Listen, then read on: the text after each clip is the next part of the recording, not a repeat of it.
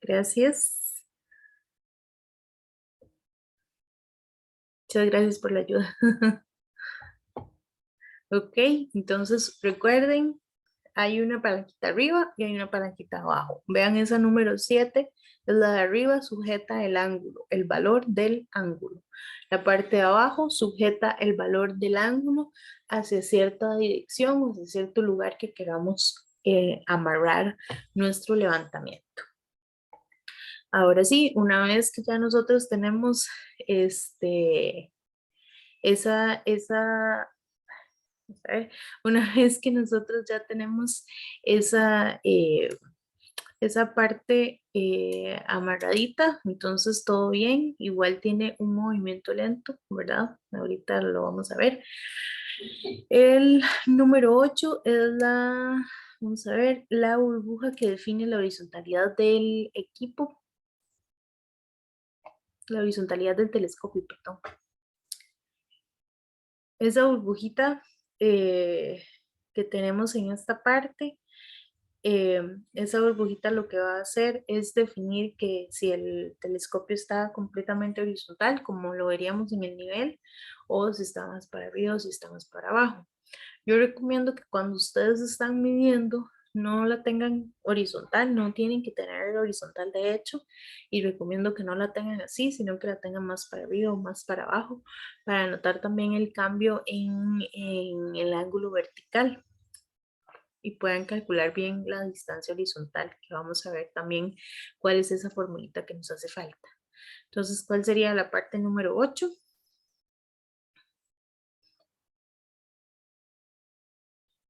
La burbuja que mantiene horizontal el telescopio. Ajá. Gracias. Ahora el número 9. Sujeta al telescopio a cierto ángulo definido. Recuerden que tanto el telescopio como los ángulos horizontales tienen un tornillo de sujeción y un tornillo de movimiento lento. Entonces, en este caso, ¿cuál es el tornillo de sujeción para el telescopio o el lente objetivo?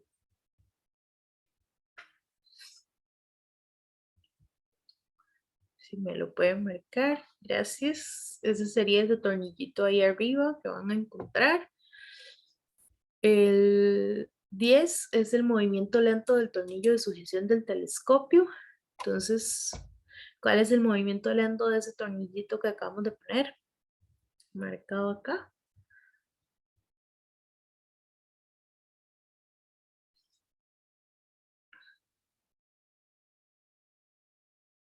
Ujú. Ahora el micrómetro, que el micrómetro es una de las piezas muy importantes. El micrómetro nos permite acomodar o ajustar los ángulos horizontales a cierta línea para que estén bien para la lectura. Entonces recuerden que cuando leemos los ángulos horizontales tenemos dos lineecitas así y hay una que tiene que quedar en el centro de estas dos líneas, ¿verdad? Para que podamos leer bien los ángulos horizontales. Entonces, este micrómetro nos va a ayudar a ajustar ese tipo de lecturas. ¿En dónde está aquí en la imagen el micrómetro?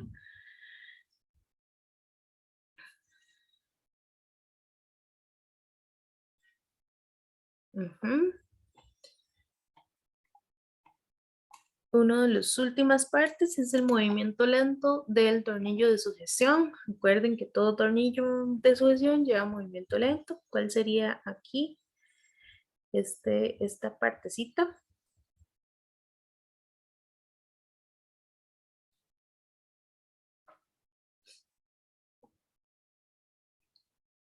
¿Alguno me ayuda con el 12?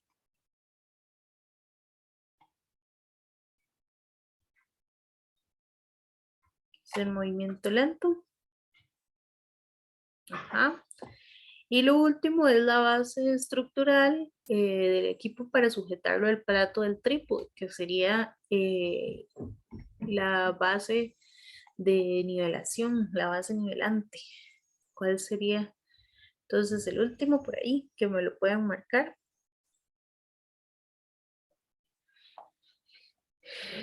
Si me puede marcar el 13.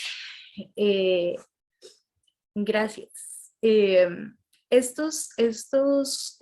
Todas estas partes las pongo y se las pongo una y otra vez para que ustedes como que se las graben en la cabeza, porque realmente si no las vemos desde antes, de pronto cuando uno ve el equipo, se queda como en shock viendo tantas partes y dice, pero qué es todo esto, verdad? ¿Para qué se funcionaba una cosa? ¿Para qué funcionaba otra?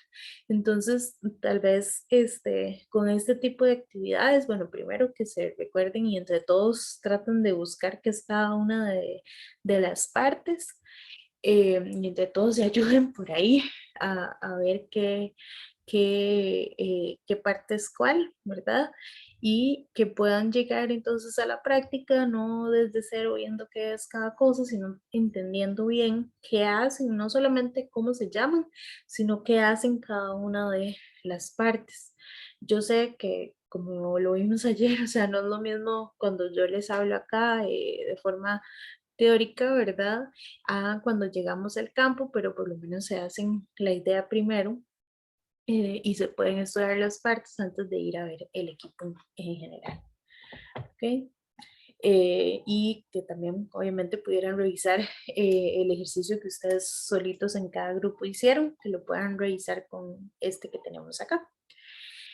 Eh, Vamos a pasar ya a otro tema. Vamos a dejar esta parte del teolito por ahí y vamos a pasar a otro tema que es el de sistemas de información geográfica, que es en el que vamos a estar metidos el día de hoy. ¿Okay? Esta parte del SIG es bastante interesante realmente y nos permite obtener un montón de información. Entonces, van a ver que es muy bonita. Voy a compartirles solo esto. Bueno, denme un segundito. Esta presentación ustedes, por supuesto, ya la tienen en mediación. Entonces, para que no se preocupen por eso.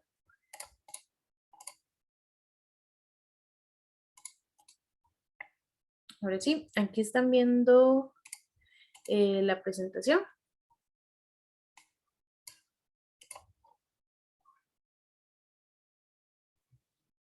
Uno pues me diga si pueden ver la presentación. Todo bien, profe. Ok. Em, bueno, primero que todo, iniciar comentándoles esta imagen se las pongo por aquí para que vean cómo ahorita, y ustedes lo saben, cómo estamos conectados unos con otros y todos los elementos que utilizamos, porque ahora la mayoría de elementos que utilizamos, sea el celular, sea un medio de transporte, sean computadoras, sean drones, sean, no sé, un montón de dispositivos que tenemos, ¿verdad?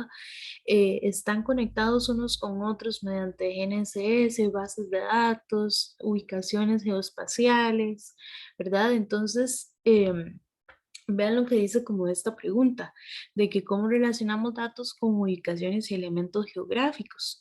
¿Por qué? Porque antes nosotros únicamente teníamos bases de datos por aquí, es decir, un montón de listas con nombres, con elementos, con identificadores, ¿verdad? Sin embargo, no sabíamos dónde estaban esos elementos en el espacio y no los podíamos ver de forma gráfica, sino que solamente veíamos nombres o palabras, ¿verdad?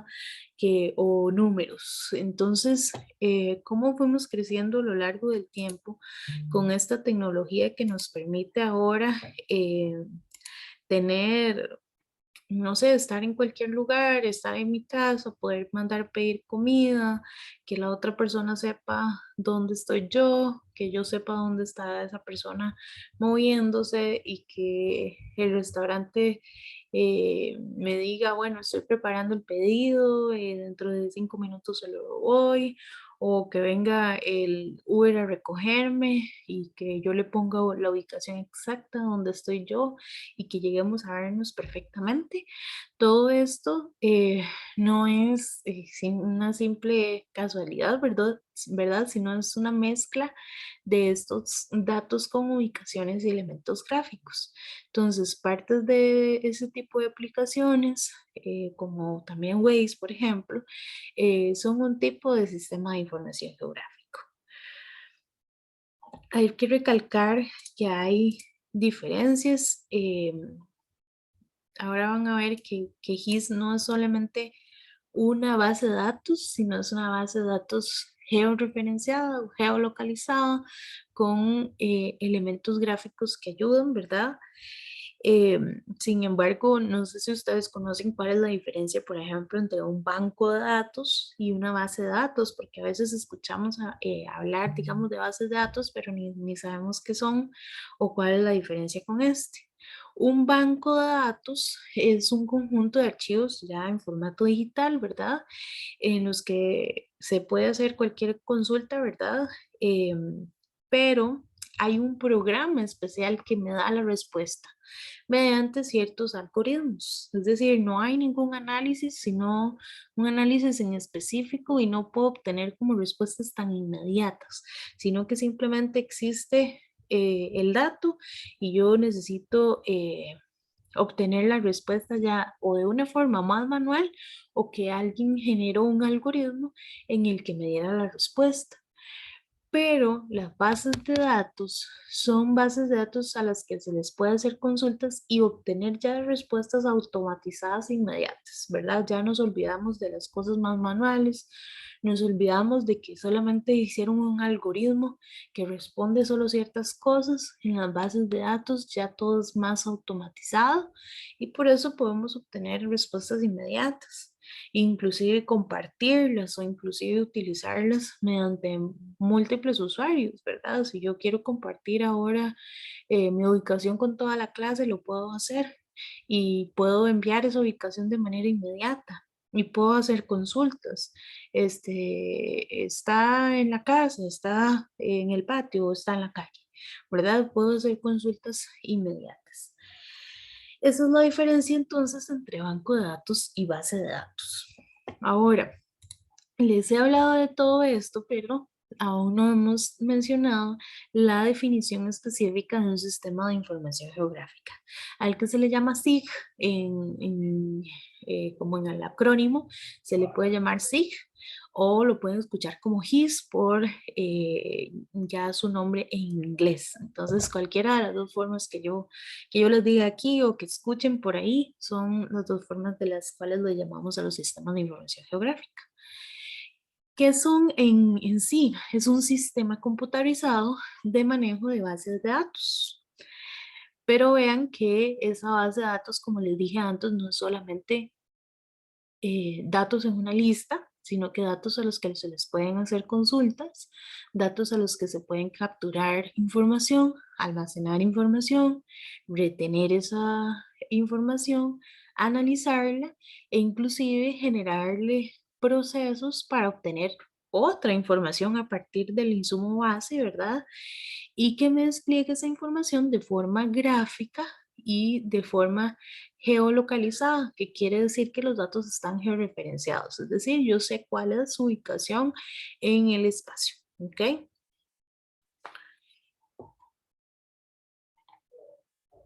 Un poquito de la historia de el GIS es que, bueno, el GIS no solamente, no se trata de las computadoras que se utilizan, sino ya ustedes vieron que es un montón de información en conjunto que me genera este GIS, ¿verdad? Y que simplemente hay gente a lo largo del tiempo que lo ha ido desarrollando y evolucionando hasta llegar a lo que es ahorita.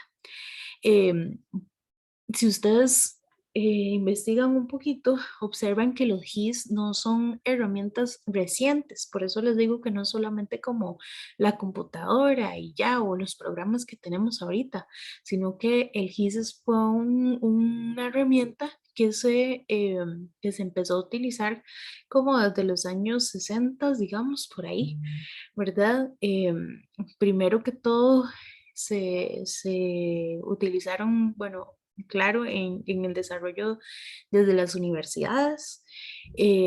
Uno de los primeros creadores de esto fue un señor de la Universidad de Santa Bárbara en California, ¿verdad? En el cual veía ciertas temáticas de ciencias de la información, ¿verdad?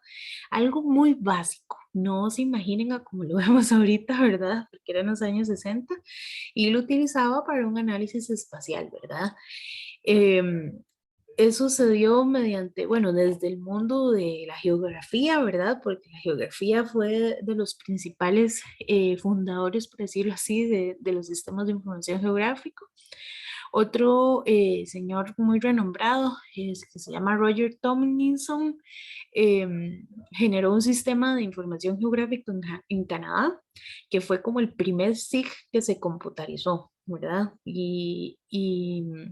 Este GIS no solamente pues se quedó en la universidad, sino que el gobierno canadiense le solicitó a este señor que lo hiciera para crear un inventario de gestión de recursos naturales, ¿verdad? Em, Él, pues obviamente imaginó utilizar todas las computadoras y todo que existían en ese momento, ¿verdad? No como las conocemos ahora, para reunir todos estos datos de todas, de como las provincias, por decirlo así, de Canadá. Em, Él trató de automatizar todo, ¿verdad? Y trató de almacenar todos estos grandes volúmenes de datos, porque si ustedes se dan cuenta, eh, la cantidad de datos que son para tener a nivel nacional son exagerados, ¿verdad? Entonces, imagínense cómo hizo, ¿verdad? Esta persona en esos años para almacenar y procesar esos montón de datos que tenían, ¿verdad? Esta persona yo creo que fue como las primeras personas que le empezó a llamar SIG, ¿verdad? A los sistemas de información geográfica. Luego, bueno, aparecieron otras cosas a lo largo del tiempo, igual como en los 60, ¿verdad? Otro señor por ahí en una universidad en Estados Unidos creó un software que se llamaba SciMap. eh, y con este software ya se empezó a representar información mediante puntos, líneas y polígonos, que es como lo utilizamos hasta el día de hoy. Em, la impresión en este programa lo que producía eran como mapas que se combinaban con números y letras, ¿verdad? Y todo era, por supuesto, en escala de grises y se representaban ciertas líneas como curvas de nivel, ¿verdad? También en este programita SciMap. Si ustedes observan, bueno, en esta diapositiva que les puse por acá, vean la salida gráfica que tenía SciMap, ¿verdad? Que se ve como les digo, como unas isolíneas o como unas curvas de nivel y solamente tenían como letras y números, ¿verdad? No era algo nada gráfico, es lo que se ve a la izquierda, ¿verdad? No era nada gráfico como lo tenemos ahora nosotros en los SIG, sino que simplemente números, letras, todo en blanco y negro y me representaban cierto tipo de dato específico, no es nada gráfico como lo vemos ahorita. Ahora, esto era SciMap y a la derecha, una imagen que se creó en el SIC para el inventario de los recursos naturales en Canadá.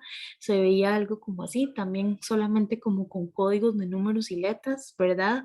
Y ya veíamos, o sea, ya observábamos como áreas de estos terrenos y de estos recursos naturales. Eh, Posteriormente, entonces, bueno, las universidades y los laboratorios, ¿verdad? Como el laboratorio de Harvard, seguían impulsando esta evolución de los sistemas de información geográfica, en donde creaban, digamos, los primeros software ya que refinaban y creaban mapas, ¿verdad? Y hacían centros de investigación espacial o geoespacial, ¿verdad? Y pues ahí es donde se dan inicios de la evolución del sistema de información geográfica, ya algo más computarizado que lo que teníamos inicialmente como por medio del SciMap. Em, Posteriormente, eh, bueno, ya llega como los primeros trabajos en sí de ya como monetizados, ¿verdad? O que tienen como cosas económicas por ahí a la par, que ya se abren como la primera firma consultora que hacía mapeo computarizado y ofrecía todos estos tipos de servicios a nivel ya global o a nivel regional, ¿verdad? Y claramente empiezan a darse firmas o más bien compañías como Esri, ¿verdad? Que es la compañía que genera ArcGIS en este momento y muchísimos otros software más, ¿verdad? Pero Esri es una de las compañías eh, de software pago, ¿verdad? Que está desarrollando todas las cosas día con día, ¿verdad? Y genera este desarrollo en GIS, ellos van volados, ¿verdad? Porque tienen añales de estar haciendo métodos de mapeo, generar nuevos análisis espaciales, automatizar muchísimas más cosas por medio de GIS. En 1985 ya no solamente porque, como les acabo de decir, empiezan a haber software con licencias pagas, pero a esto siempre llegan como los software con licencias libres, ¿verdad? O gratuitas. El primer software libre entonces aparece en 1985, que es GRASS, ¿verdad? Y hasta el 2002 aparece la primera versión de lo que es el QGIS, que es el programa de GIS como más renombrado, aparte de ArcGIS, pero QGIS es de licencia gratuita. Entonces ustedes lo pueden descargar en sus computadoras y pues obviamente nadie les va a cobrar nada. Lo que sí es que GIS funciona, aunque son las mismas técnicas básicas de sistemas de información geográfica, es decir, hacen exactamente lo mismo. La forma de utilizarlos, la forma del entorno, todo esto es diferente. ¿Ok? Y tiene algunas excepciones o algunas partes por ahí que son diferentes con respecto a la comunicación con otros tipos de programas o con extensiones de archivos. Ahora después lo vamos a ver un poquito más. Este software de QGIS se generó gracias a OSU, que es una fundación por ahí de open source, ¿verdad? Eh, y pues ellos querían pues tener un espacio de desarrollo colaborativo, ¿verdad? Porque de eso se trata en el software libre, de un desarrollo colaborativo, pero en técnicas geoespaciales, ¿verdad?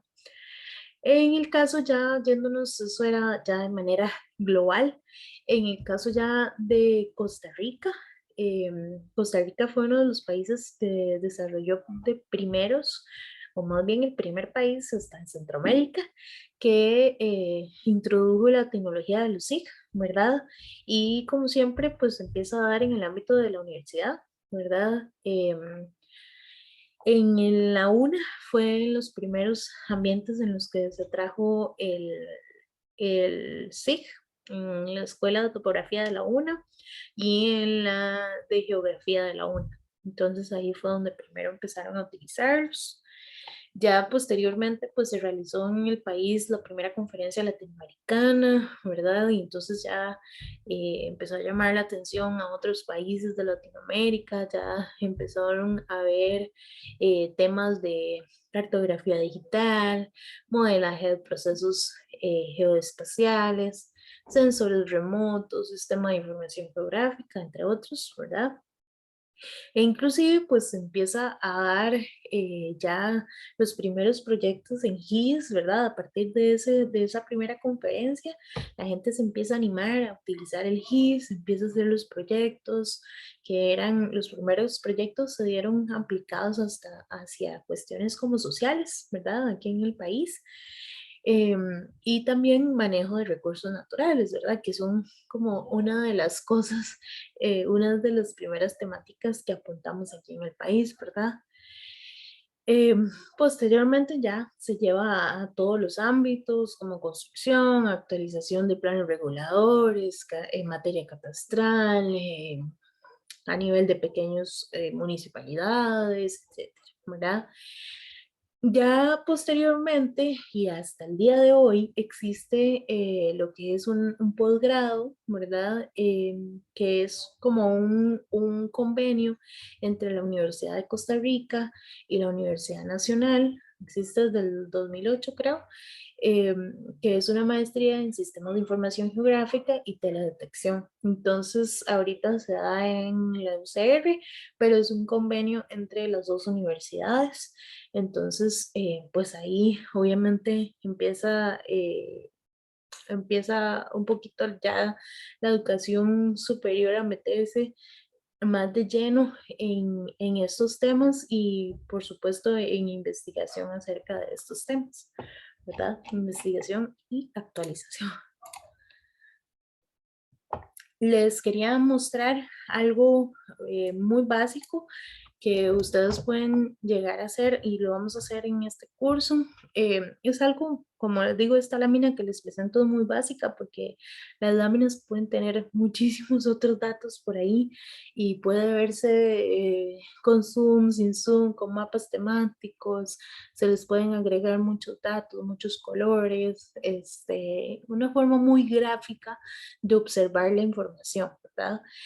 Entonces, al final, los entregables que podemos obtener de un sistema de información geográfica pueden ser desde datos numéricos, datos especialmente localizados, algo muy gráfico como estas láminas o archivos shapefile de forma virtual que puedan manejar en diferentes computadoras y analizar diferentes personas para los procesos que deseen, ¿verdad? Utilizarlos. En este caso, como les menciono, esta es una lámina realmente con los elementos básicos, ¿verdad? Que puede tener una lámina. ¿Cuáles son los elementos básicos? Está la parte del norte, ¿verdad? Muy importante. Está el título. Esta era una lámina que se realizó para un montaje para enseñar al cliente un montaje de planos que se estaban haciendo en una zona muy difícil de trabajar. Eh, Esto es en Pérez Celedón, eh, en una parte muy difícil, montañosa, que tenía una catarata que es reconocida a nivel de país, y se necesitaba realizar un proceso ambiental en esta zona.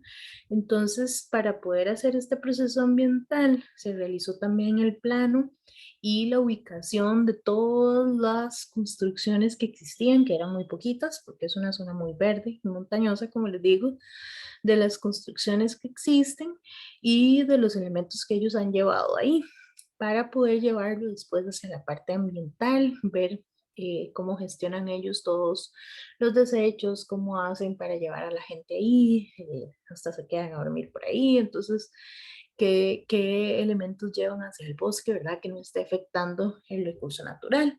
Todo esto se realizó, bueno, se realizó la medición, etcétera. Y posteriormente, una de las ayudas más grandes fue la utilización de sistemas de información geográfico para analizar esta información, porque esta ortofoto fue tomada en el sitio con dron, porque se necesitaban mucho las nubes de puntos, ¿verdad? Del sitio, porque había zonas a las que no se podía llegar, porque eran muy peligrosas, y hay zonas que se necesitaban ver, como les digo, mediante nubes de puntos o mediante fotos como estas que ven aquí, ortorrectificadas. Entonces, posteriormente esas fotos se incluyen al sistema de información geográfico, se incluyen todos los datos y se hacen en forma de polígonos, ¿verdad? Que ven aquí ustedes de diferentes colores. Y entonces ya ahora sí podemos observar dónde me está cayendo el polígono, si está bien localizado en el espacio o si no, con respecto a la realidad, ¿verdad? ver dónde, si un plano se está traslapando con otro o si realmente caben todos espacialmente hablando, a nivel de planos, a nivel de registro de la institución, ¿verdad? Que lo define y a nivel de la realidad que nosotros medimos en el campo. Todo esto se lleva al final para ser presentado al cliente de forma rápida y sencilla para que lo vea mediante esta lámina, ¿verdad? Porque yo no puedo enviarle al cliente el archivo check porque ellos no van a saber cómo utilizarlo, ¿verdad? Entonces, el entregable final es esta lámina y vean que tiene cuál fue el sistema utilizado, en este caso coordenadas Lambert, porque así fue solicitado explícitamente para este caso.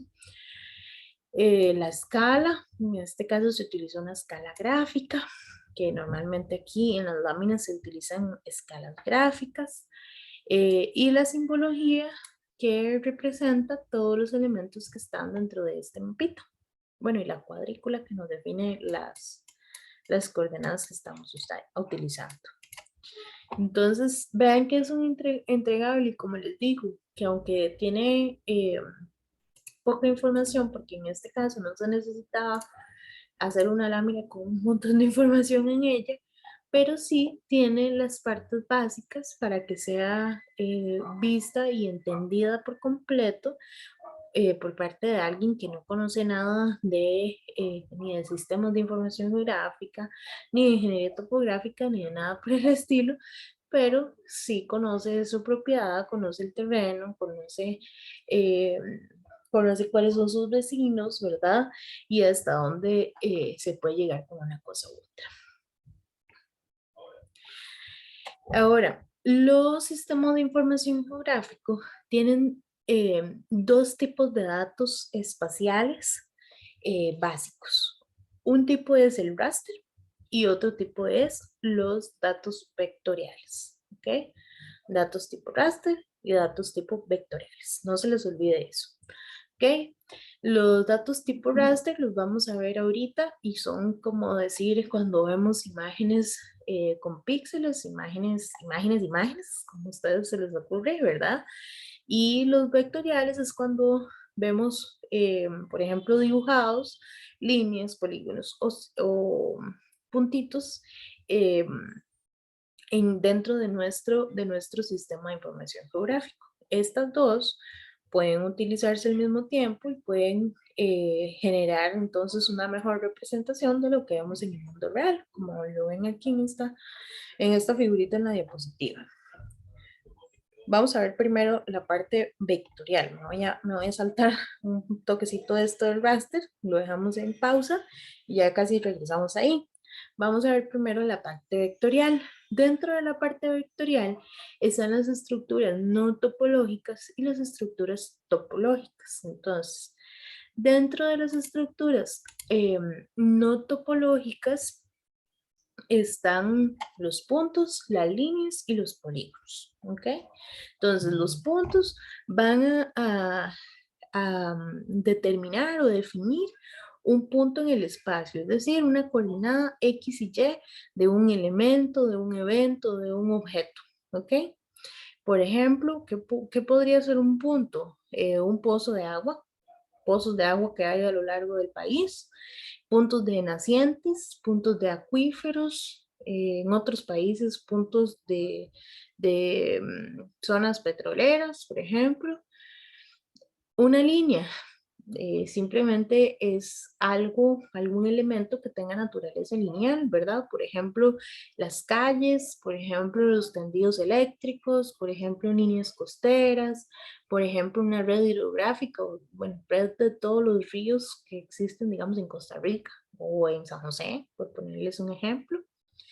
Y los polígonos ya se utilizan generalmente para representar entidades que tengan mayores áreas a abarcar, ¿verdad? Entonces pueden ser ya cosas como casas, como edificios o terrenos de personas para designar de dónde va un terreno, para decir qué terrenos tienen coberturas vegetales o qué terrenos tienen coberturas construidas, em, representación de microclimas, Eh, y es infinidad de elementos que vean que pueden ser ya sea un punto, una línea o un polígono. Nosotros vamos a definir qué va a ser cada una de estas cosas dependiendo de lo que queramos representar.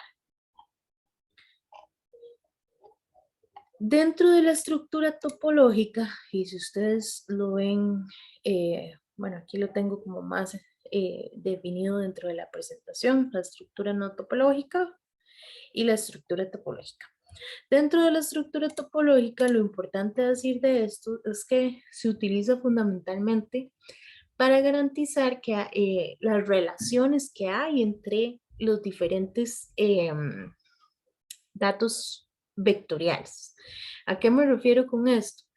Relaciones entre punto con punto, relaciones entre un punto y una línea, relaciones entre dos polígonos. ¿Cuál es la relación que existe entre esto y lo otro? ¿Verdad? Y nos ayuda a ver, a definir estas relaciones y a definir o a garantizar la calidad entonces de los datos y a compilar mejor estos datos. Para eso están las estructuras topológicas. Entonces, por ejemplo, ¿qué sería un ejemplo de estructura topológica? Ver cuáles son los límites entre un polígono y otro. Entonces, este polígono se está traslapando con este otro polígono. ¿Cuánta área se está traslapando? Necesito corregir esto porque es un error o porque en la realidad no hay, hay una confusión entre hasta dónde llega un distrito con otro, por ejemplo. Eso puede ser una parte de topología, ¿verdad?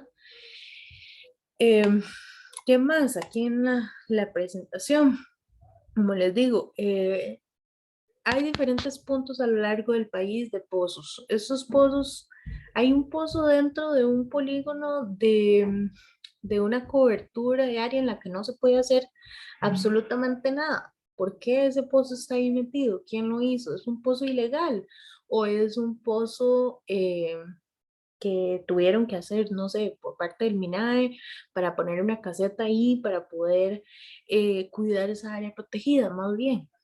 Eh, no sé, se interseca una línea con un polígono. ¿Qué significa esa línea? ¿Qué significa ese polígono? ¿Está bien? ¿Es un error?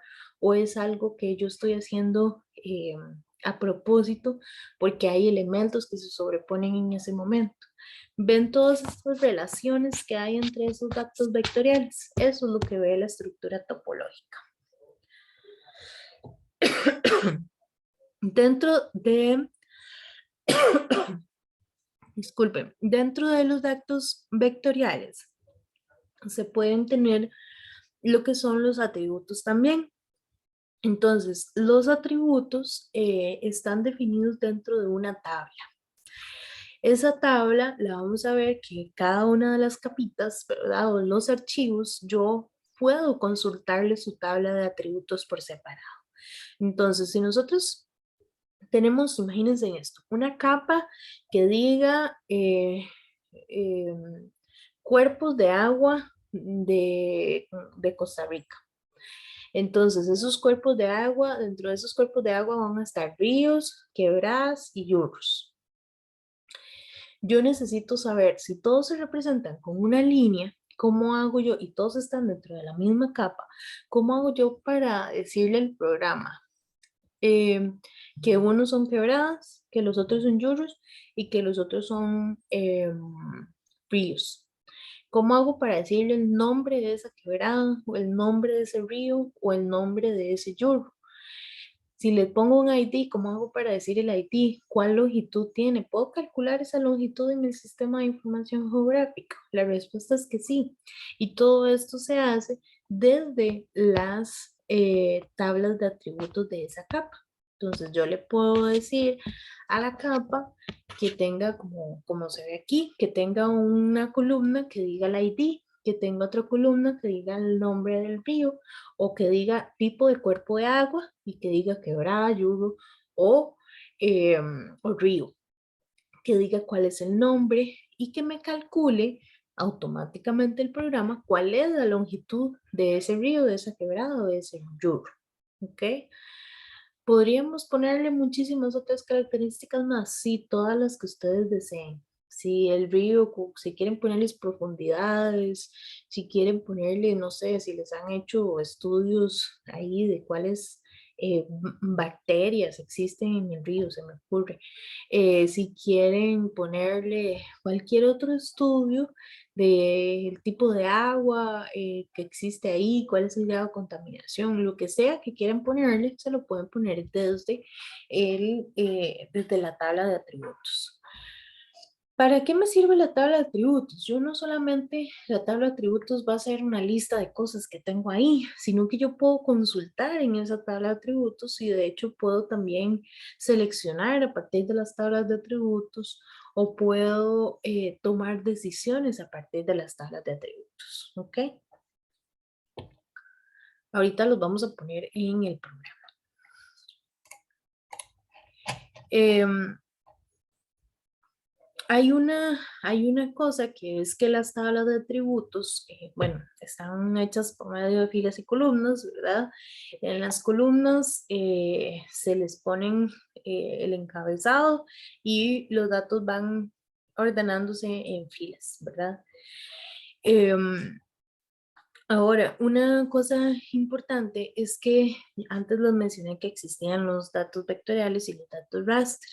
Para los datos vectoriales yo sí puedo agregarle atributos, pero en los datos raster, que es lo que vamos a ver ya, ¿verdad? En los datos raster no se puede definir una tabla de atributos en sí, sino que ya ella por sí sola tiene información adentro. Los raster, ¿qué son? Son arreglos matriciales continuos. Entonces, los datos vectoriales, que son los puntos, líneas y polígonos, son datos discretos.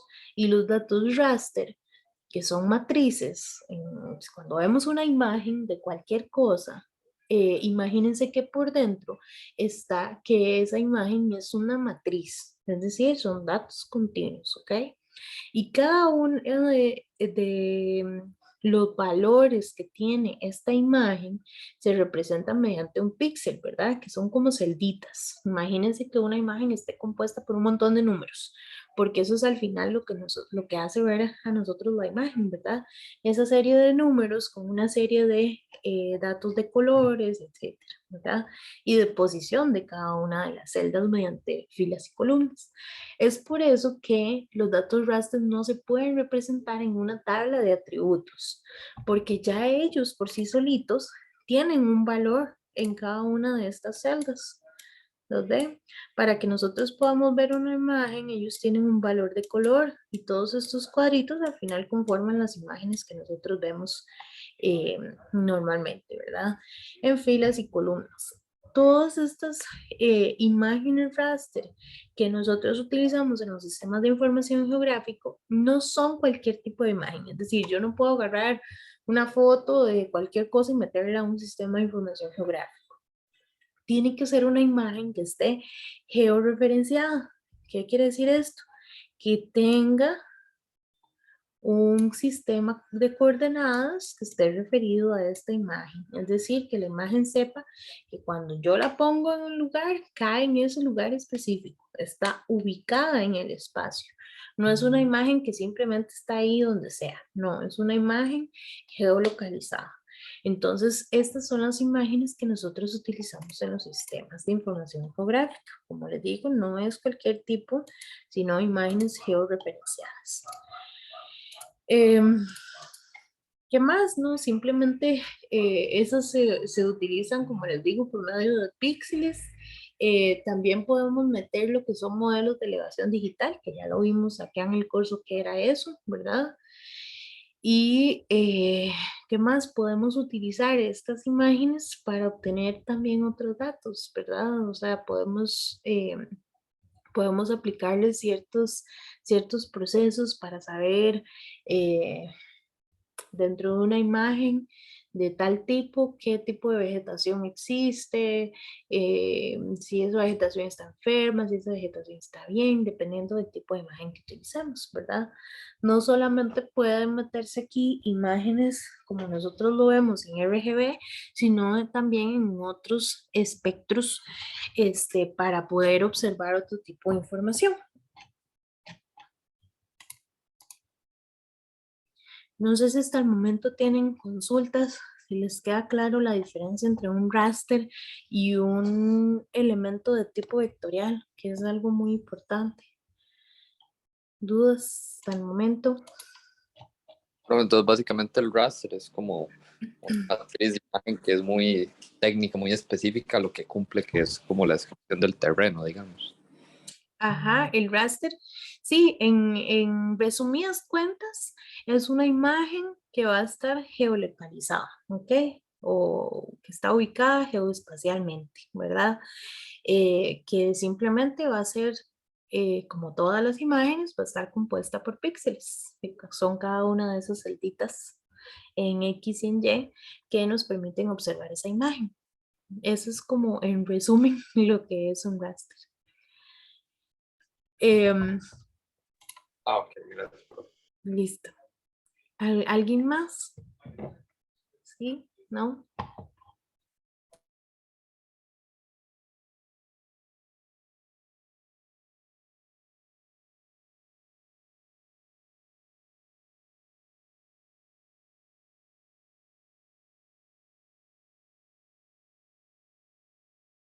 Deme un segundo para traerme un vasito con agua.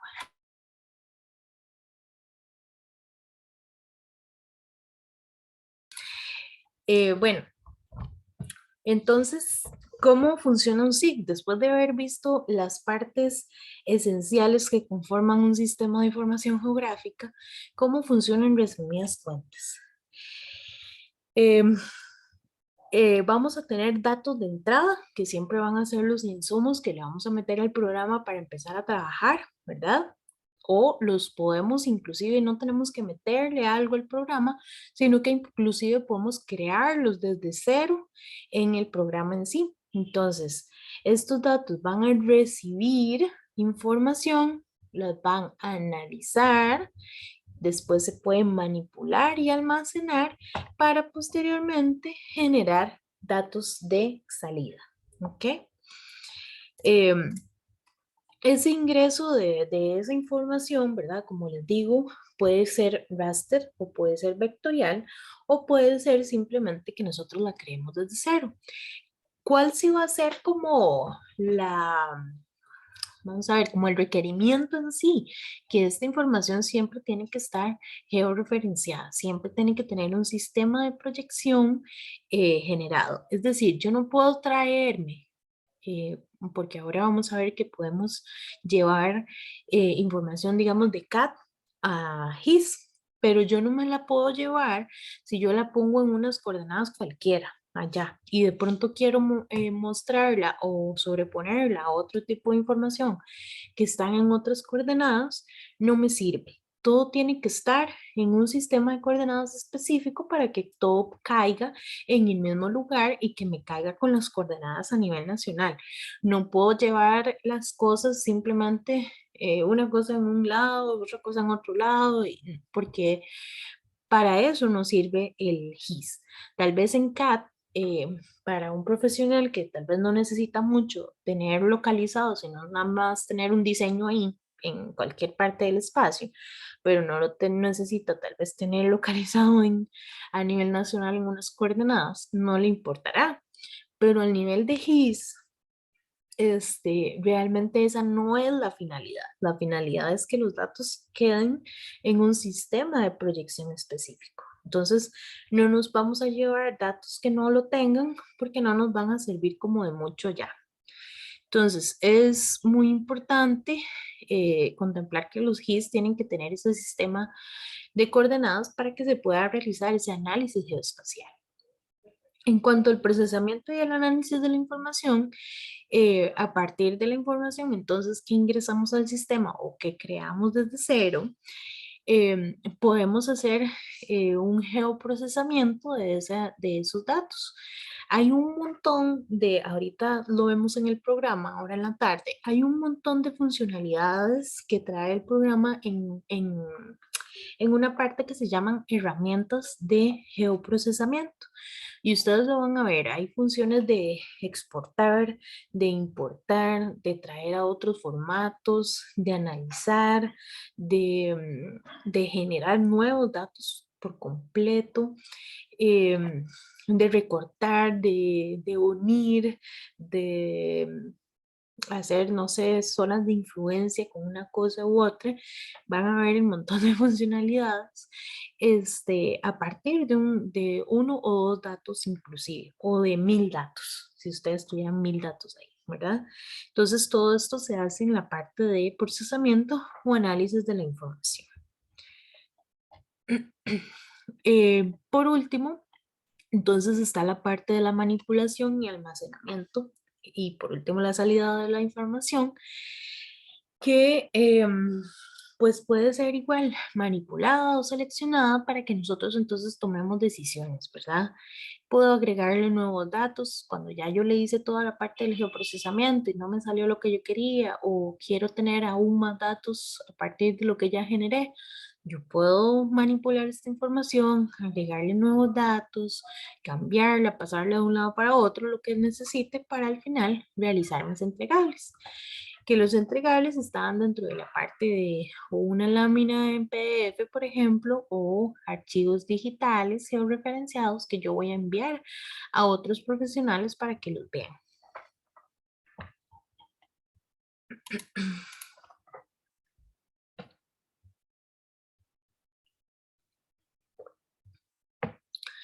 ¿Cómo generaría yo el diseño del GIS? ¿Cómo empiezo yo a crear un sistema de información geográfica? Lo primero que tengo que hacer es evaluar cuáles son las necesidades del usuario, ¿verdad? Tengo que verlo yo desde mi perspectiva profesional, obviamente, pero también desde la perspectiva de las necesidades del usuario, porque nada hago yo en generar un GIS que simplemente yo lo pueda entender. Yo como profesional entiendo con algunos atributos y con unos polígonos, con unos colores. Y ya, no, necesito que el usuario eh, me diga qué es lo que requiere. Necesito hacer un sistema de información geográfico que me genere las ubicaciones de todos los hospitales a lo largo del país. No sé, estoy diciendo que la caja necesita eso, por ejemplo. La caja solicita tener todas las ubicaciones de los hospitales. ¿Para qué? Para saber cuáles son las zonas de influencia de cada uno de los hospitales. Los hospitales, cada uno de ellos va a tener un radio de 10 kilómetros de influencia. Necesito ver esto de forma gráfica y necesito que me filtre cuáles distritos se encuentran y cuáles cantones se encuentran dentro de la zona de influencia de tal hospital. Todo eso lo puedo hacer con el sistema de información geográfica. Que me diga entonces, eh, no sé, cada 2 distritos yo necesito tantas unidades de ambulancias. Entonces, si yo tengo, dígame cuántos distritos tengo dentro de la zona de influencia del hospital A, para saber cuántas ambulancias necesito para esa zona de influencia. Es un ejemplo. Todo esto lo podemos hacer. Esa era la necesidad del usuario, ¿verdad? La necesidad del usuario puede cambiar o puede variar o puede ocurrírseles nuevas necesidades en el camino. Sí, se les puede ocurrir, pero tienen que tener por lo menos una necesidad inicial. ¿Qué se da a lo largo del proceso de implementación de un GIS? Pues pueden ir cambiando, como les digo, esas necesidades y en reuniones de seguimiento, pues se puede agendar o se puede implementar nuevas funcionalidades. Vamos a decir hoy, ah, sí, necesitaba solamente la ubicación de los hospitales y mañana necesitaba ver cuántas ambulancias tenía. No, sino que se genera una necesidad y en reuniones de seguimiento, pues se da el seguimiento, valga la redundancia, a todo este proceso, a ver si salieron nuevas necesidades que podamos implementar. No es como que es algo desordenado, sino que es algo organizado, pero a través del tiempo. Se sabe que un sistema de información geográfico no es algo, de hecho, no nació para ser algo tieso y estructurado, que no se pueda cambiar en el tiempo, sino más bien es algo que necesita estar alimentado constantemente de nueva información, porque si no, el sistema de información se queda estancado. Y esa no es la gracia de un sistema de información. La gracia es que se sigue alimentando a través del tiempo, tenga nuevos datos, sea actualizado y que usted le pueda consultar al programa estos nuevos datos de forma inmediata. Eh, la segunda parte es la evaluación de los datos existentes y futuros a introducir. Es decir, yo sé dónde están ubicados todos los hospitales, siguiendo el mismo ejemplo, ¿verdad? Yo sé dónde están ubicados todos estos hospitales, o realmente no sé ni en qué cantón o qué distrito están ubicados, o en qué coordenadas. Alguien me diga en qué coordenadas está el Hospital México y el Hospital de Ajuela y el Hospital de San Juan. ¿Lo tenemos o no lo tenemos? Necesitamos enviar a alguien a medir eh, ese hospital, a medir por lo menos una coordenada central. Em, tenemos todo un mapa de los distritos y los cantones de Costa Rica, ¿sí o no? O tenemos que empezar por generarlos. Entonces, todo eso es la evaluación de los datos existentes y futuros a introducir. La tercera parte es el diseño conceptual del sistema. Una vez que viene la caja y nos dice cuál fue su necesidad y sus requerimientos, el profesional, la persona encargada, empieza a diseñar cómo cree que sería más sencillo eh, eh, generar todo el sistema. Entonces, ¿cómo sería más sencilla la consulta? ¿Cómo sería más sencilla la forma de visualización de los datos? ¿Necesitamos llevarlo a que sea una página web? ¿Necesitamos llevarlo a que sea una aplicación? ¿O lo dejamos simplemente como un softwarecito en las computadoras de la gente que está administrando este tipo de información? Todo eso dentro del diseño conceptual del sistema. Como cuarto paso, está el desarrollo de las especificaciones de la institución, empresa o el profesional. Entonces, yo tenía una necesidad básica. Ahora sí, ¿cuáles son las especificaciones que tengo? Todos mis empleados tienen una computadora de tanto. Bueno, ¿el sistema de información geográfica puede funcionar bien en esas computadoras o no puede funcionar bien en esas computadoras? ¿Necesita que sea un poquito más light el programa o es más fuerte que necesitan hacer también una compra de ciertos equipos? Necesito que sea para personas que pueden entender tal y tal cosa o todo el mundo lo puede ver y puede entrar hacia ese sistema. Necesita que tenga una contraseña y un usuario. eh, necesita tener una interfaz gráfica o puede ser simplemente como en código de programación. Todo ese tipo de cosas son las especificaciones. El desarrollo de un plan de implementación. Eh, una cosa, como les digo, es desarrollarla y otra cosa es ver cómo puedo implementarla. Entonces, lo mismo de antes, que va muy de la mano con las especificaciones. Sí, tengo todo el equipo, las personas lo pueden utilizar o necesitan una capacitación o necesitan que se les compren nuevas computadoras o qué necesitan para poder llevar a cabo este sistema de información geográfica. Como punto número 6 está el desarrollo y la prueba del prototipo. Entonces, una vez que yo tengo toda esa información conocida, ya se empieza a desarrollar y se tiene un prototipo. Entonces se pone, qué sé yo, un grupo de personas que me definan no sé, les gustó este programa, es fácil de utilizar, necesitan nuevas funciones o las que ya tienen está bien, está más tieso de lo que ustedes pensaron que iba a estar o se puede, o más bien el software es bastante, o el sistema de información geográfico es bastante amigable con el usuario. Todo esto está dentro de la parte del prototipo. Una vez que ya el prototipo se afiló, todo el mundo dio sus comentarios y recomendaciones, entonces viene la implementación del sistema, en el cual ya generamos el sistema y es utilizado ya en las operaciones de la institución o de la empresa. Esto es como algo muy general, o sea, un sistema de pasos muy generales y se los expliqué con una institución o una empresa grande que se pueden utilizar cuando se desarrolla un GIS. Sin embargo, lo podemos aplicar también a nosotros, así, a pequeñas empresas o a un solo profesional, ¿verdad? ¿Por qué? Porque nosotros en el día a día, bueno, ustedes ya saben que en el día a día utilizamos sistemas de información geográfica, que ya como Waze o como Uber o como Didi o como Pedidos Ya, ¿verdad? Pero a la hora de utilizarlos en proyectos, por ejemplo, no sé, de construcción, podríamos tener mapeado todos los proyectos que tiene una empresa, cuando se les está dando actualización a estos proyectos, los podríamos tener georreferenciados, podríamos decir cuáles profesionales están a cargo, a cuánto porcentaje de desarrollo van, etcétera, ¿verdad? Y llevarlo, por ejemplo, hasta de la mano con un proyecto ahí que generemos.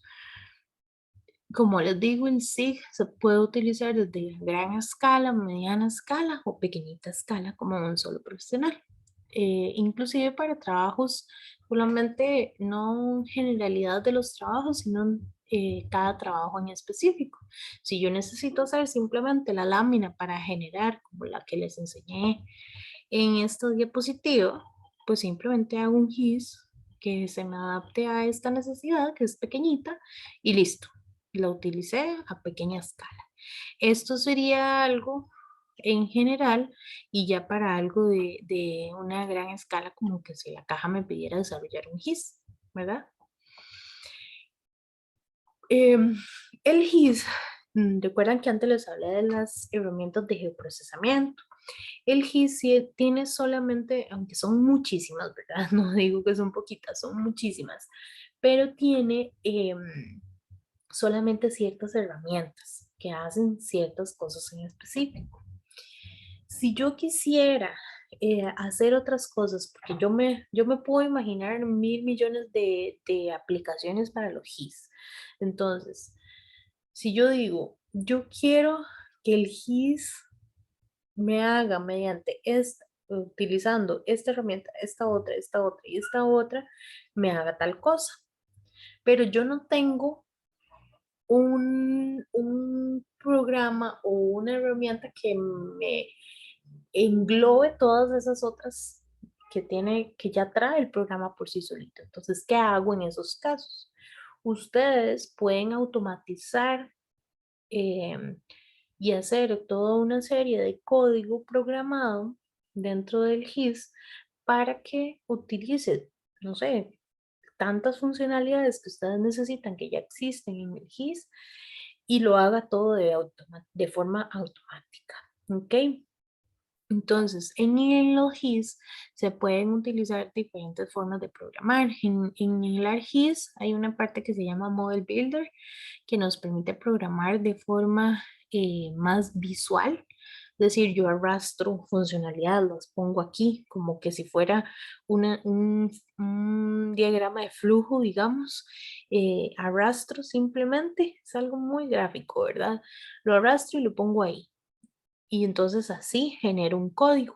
O existe la forma de programar mediante Python, que es un lenguaje de programación, ¿verdad? Aprender a programar y generar ustedes su propio programita que haga toda la parte de geoprocesamiento del GIS de forma automática, ¿verdad?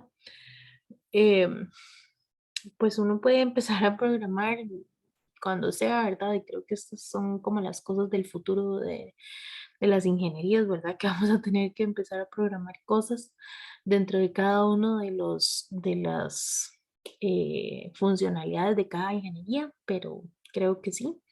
Ya en topografía ya lo estamos viendo, definitivamente lo estamos viendo. Em, por ejemplo, en mí les voy a hablar la tesis que yo hice, se hizo una programación mediante Python para ser utilizada en GIS, ¿verdad? Y era una automatización de un montón de procesos. Se diseñaron como ciertas em, ecuaciones ahí matemáticas, digamos, que después programaron y generó ya un resultado final que iba a ser aplicado a realizar mosaicos, que son como rompecabezas, por decirlo así, poner un planito a la parte de otro para ser utilizados en expropiaciones. Y en expropiaciones específicamente para expropiaciones de desarrollos en vías, proyectos viales.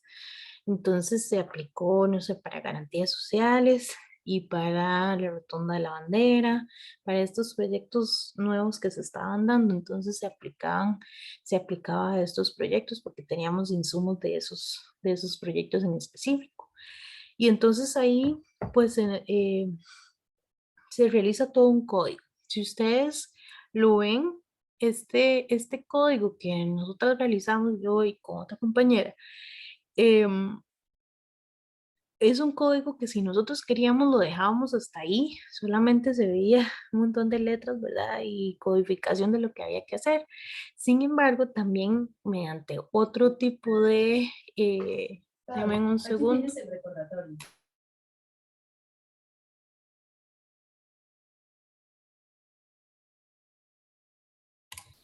Gracias. Em, en ese proyecto, entonces se llevó a cabo esto y al final, como les digo, solamente se veía el código, pero también existen otras herramientas dentro de los GIS que nos permiten, en este caso nosotros usamos una que se llama Qt Design, que nos permiten hacer una interfaz gráfica que comunique a personas que no conocen nada de códigos de programación, ¿verdad? Con una interfaz gráfica que lo lleve, que lo guíe mediante botoncitos y frases, ¿verdad? Que nos muestren qué es lo que tenemos que ir haciendo. Por ejemplo, el programa, cuando usted lo ejecuta, es un ejecutable, ¿verdad? Darle doble clic y me tira no sé, un pop-up ahí que me dice, incluya el insumo tal para generar el mosaico, por ejemplo.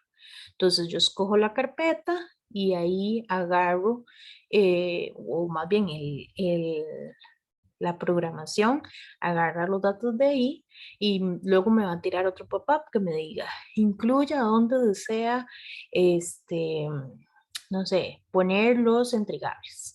Entonces, la persona o el usuario va a dar un botoncito ahí y va a incluir los entregables, donde quiere que el programa le ponga todos los entregables. Entonces, en esas carpetas va a crear nuevas carpetas, va a poner unos Excel, va a poner unos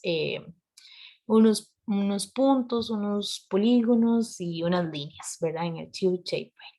Y al final me va a abrir el programa y me va a demostrar o vamos a poder visualizar como usuarios todos los entregables dentro del sistema de información geográfica. Todo eso lo pudo hacer el programa en un ejecutable y por medio de una interfaz, programándola desde cero, ¿verdad? Por medio de Python. Pero vean que es un claro ejemplo, y se los digo aquí porque se me vino a la cabeza que para poder explicarles esta parte, de que es un claro ejemplo de que no solamente el sistema de información geográfica no es esa estructura dentro de la que tenemos de un programa en el que tenemos que usarlo, nada más, y que solo los creadores del GIS tienen las habilidades, digamos, para hacer nuevas cosas o automatizar nuevas cosas, no, sino que ustedes mismos pueden generar un código de programación para que se utilicen para lo que ustedes quieran hacerlo, ¿verdad? Ya para cosas de ingeniería civil, ustedes verán cuál es su necesidad, pero que no es tan estructurado como para que no podamos utilizarlo para otras cosas. Yo les comentaba la existencia de diferentes programas de GIS, ¿verdad? Anteriormente. Entonces, esos programas de GIS, como les digo, no existe solamente ARGIS, sino existen otros, y no solamente estos que les pongo acá, ¿verdad? Pero estos son algunos de los más utilizados. ARGIS es número uno, pero de paga, ¿verdad? Entonces, por ejemplo, municipalidades, instituciones utilizan montones ARGIS y y un montón de complementos que existen para ARGIS, pero ellos pueden pagarlo, ¿verdad? Son instituciones del Estado, entonces pues generan una licitación y ya hacen la contratación de este servicio con ARGIS. Otras personas u otras empresas se han ido más por la parte de software libre, por el tema de que ARGIS es muy caro, ¿verdad? Ustedes es una bendición que puedan tener este programa licenciado, aunque sea estudiantil, pero pueden utilizarlo y es buenísimo. Pero también está el quiz, que también es muy bueno, es súper amigable con el usuario y tiene como en sí casi que todas las funcionalidades de ARGIS también puestas por ahí. Una de las cosas que yo les comentaba antes era que no todas las extensiones de otros programas se acomodan con ARGIS o con QGIS. Por ejemplo, si yo quiero traer datos del AutoCAD, normalmente salen en la extensión DWG. Ese es el tipo de archivo que por default tira ARGIS, AutoCAD o CivilCAD, ¿verdad? Si yo quiero incluir un DWG en ARGIS, yo lo puedo hacer. Pero si yo quiero incluir un archivo DWG en QGIS, no lo puedo hacer porque QGIS no se habla con AutoCAD, porque AutoCAD, ARGIS y AutoCAD tienen ese convenio, pero AutoCAD con QGIS no, porque es un software libre. Entonces, ¿cuál es una extensión que sí tiene QGIS, que sí acepta, que no es de Autodesk? DXF. Entonces, DXF se puede incluir el QGIS y también lo podemos sacar desde AutoCAD. El DXF lo exportamos y ya lo incluimos aquí al QGIS y listo. No es que no se puede utilizar del todo esos archivos, sino que nada más hay una forma diferente de hacer el insumo por ahí al, al programa. Otra de las partes es la de, otro programa más bien, es el de GVSig y Manifold. Hay otro programita por ahí que se me va el nombre en este momento que también es utilizado. Me va el nombre, tal vez ahorita me acuerdo. Pero estos son otros tipos de sistemas de información geográfica, pero realmente para mí, para mi gusto, no son tan como tan fáciles de usar el entorno, digamos, no es como intuitivo, esa es la palabra, que no es intuitivo el entorno. Entonces, es un poquito más difícil encontrar todas las funciones. Por eso yo recomiendo que si uno puede pagar GIS, o si no puede pagar, usa QGIS, pero pues existen estas otras opciones. Ya cada quien el programa que le guste más, pues ese es el que utilizará, ¿verdad? Aplicaciones de los GIS. Bueno, eh, por aquí les pongo algunas que son como principales, pero realmente hay millones. O sea, lo que usted lo quiera ver hacia temas sociales, esos temas ambientales, temas de salud, temas de proyectos, de construcciones, de zonas de riesgo, inundaciones, zonas de influencias de cosas, todo lo que usted lo quiera llevar. Siento que es como súper multifacético este tipo de plataformas, ¿verdad? Porque a lo que usted lo quiera aplicar, puede aplicarlo. puede ser, no sé, pueden hacer mapas temáticos de los votantes, de cuántos votantes van con tales candidatos o con tales otros, y pueden hacerlos por provincia, por ejemplo, o podrían hacer zonas de riesgo e influencia de inundaciones de ríos, de, no sé, de algún huracán que esté pasando por el momento en una región, ¿verdad? ¿Cuáles son esas zonas a las cuales va a afectar? Eh, Patrones de comportamientos de personas, patrones de comportamientos de animales, del clima, modelos de terreno, eh, delimitación de cuencas, que es una de las cosas que por ahí podemos también meter dentro del curso.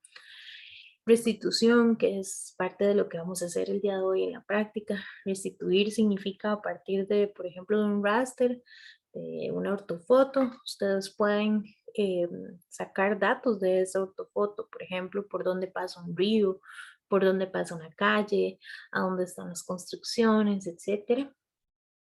Diseño de nuevas cosas, análisis ambientales, dónde están ubicadas ciertas zonas que tengan alguna influencia por ahí, no sé, si se está contaminando un agua de un río porque hay una zona de influencia de una chanchera, por ejemplo, y tiran el agua a ese río, entonces, ¿hasta dónde llega esa agua? ¿A dónde podrían poner una planta de tratamiento para que no llegue a generar alguna contaminación alta en esos ríos? ¿O podemos utilizar esa agua como agua de irrigación? Todo este tipo de cosas podríamos verlo y valorarlo o analizarlo mediante sistemas de información geográfica. ¿Dudas, chicos y chicas, acerca de este tema?